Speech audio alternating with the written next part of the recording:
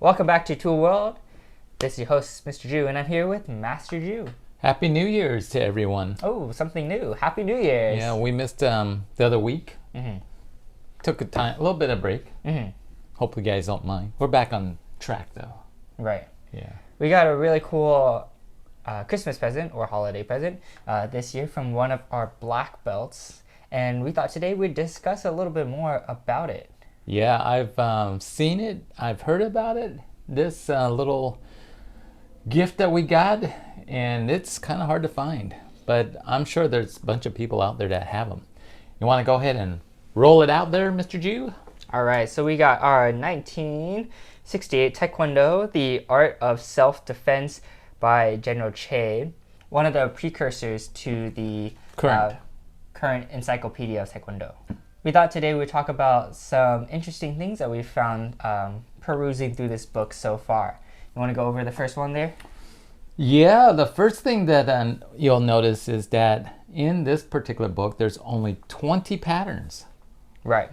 And do you know the 20 patterns, Mr. Jue, that are missing? Well, I know which ones are missing. Okay. We're missing Iyam. Iyam. We're missing Yongge. Yongge. We're missing Munmu. Munmu. And we're missing Sosan. So do you think that out of those four patterns, that they are more difficult? Well, let's take Munmu. That's a pretty difficult pattern. That is a difficult pattern. I mean, the slow motion, you got to have flexibility. It's body control. Yeah, definitely. Obviously, the patterns weren't made in a year.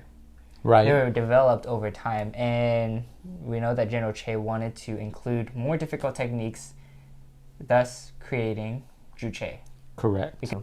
Another interesting thing about that book relating to the patterns is that he also includes some kata. That's right. How many was there? Like 12? 9? 9. Okay. I haven't looked at it closely enough. Just haven't had time. Yeah. So yes, Japanese karate. Right? Right. Patterns that are in there. And you want to learn karate now? A little bit. Yeah, check it out. Because, it's interesting because if you look at the photos in this book, there are some photos that are in the latest version of the encyclopedia. But a lot of the photos, look at the retro uniform. We need to get some of those retro uniforms there, Mr. Jue. Yes, sir. Very karate style. Well, yeah, I don't even think karate uniforms are like that. Well, you've seen some recent videos, right? They're kind of like that. Floods. There's still floods. Yeah, some floods. Okay. There's nothing wrong with that. I always step on my pants. So I wanted to kind of briefly talk about the Japanese kata and what I found interesting about them. So it says that it divides into two schools, the Shorin school and the Shori school. The Shorin school is characterized by light and speedy movements and is suitable for a light person, and the Shorei school requires slow and forceful movements for the purpose of muscle development and is favored by the student of heavier frame. And I thought that was interesting, not because of the way that they're characterized, but the way that the Taekwondo patterns are described in this book as well. The Changhan, the hallmark of this school is the combination of fast and slow, light and forceful movements with extensive footwork. What I found interesting was when you look at the kata, it talks about one being light and it talks about one being heavy. Heavy and but slow. When they talk about Taekwondo, they talk about incorporating both. Right. So do you think that the slow motion, such as in the palm pressing block or those slow motion, is kind of from the other style? And as you had mentioned, the slow motion was to develop, what was that again? Well, your hand-eye coordination, right? Right. Moving both hands at the same pace, and to help build muscle development as well. Right. And then he kind of briefly talked about what patterns means to him, or why might we actually do some patterns. Oh, in the description of patterns, right? Yeah, you want to... We've kind of briefly talked about it before, fighting against an imaginary opponent, we're practicing fundamental techniques, practicing our breath control, working those specific muscles, putting ourselves into different imaginary scenarios so that we learn the muscle memory, muscle control of it.